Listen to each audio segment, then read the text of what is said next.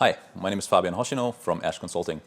We're specialized in cross-cultural communication consulting. And we're here today with Tomas. He's the general manager for Imperial brands in Japan. We're here to talk to him about his experience as a foreign executive in Japan. Before we look closer at your experience in Japan, what was your preparation like before you came to Japan, actually? So in the whole move, you're busy moving from country to country, looking for schools. We started to, read up a little bit on the Japan and culture, but there's only so much you can do. And when we actually arrived, we had around a day training by an external person, a foreigner that lived here for many years, telling us about mainly do's and don'ts in the Japan culture to myself and my wife. Okay. So it was more general advice with Yes. the biggest pitfalls that apply probably to most people. Very much.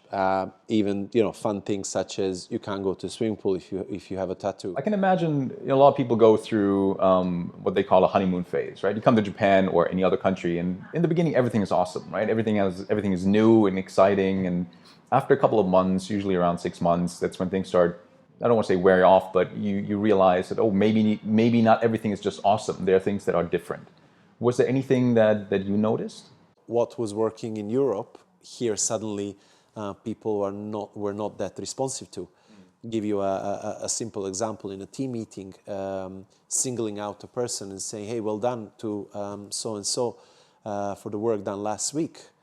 In Europe would mostly be received as, thank you, great to be recognized. Where in Japan at the beginning, people were not responsive. So I was a bit puzzled. So, do they not understand me? What's the issue here?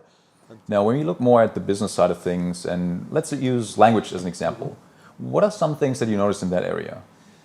So coming to Japan, first of all, spoken language, nothing similar to where I come from or any of the European languages. So that in itself is a big challenge immediately.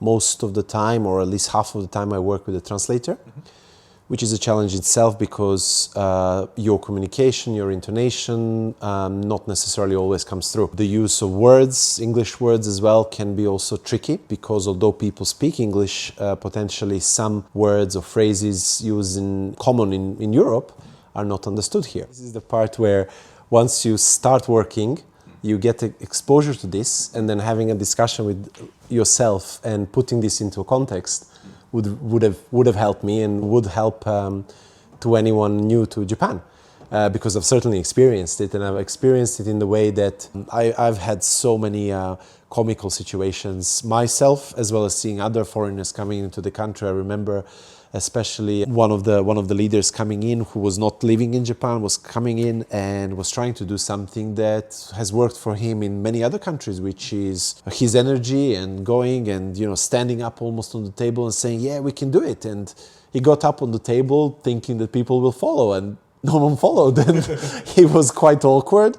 Eventually it was funny, but that was quite a harsh learning, So at the end of the day, sometimes you leave meetings and encounters very puzzled.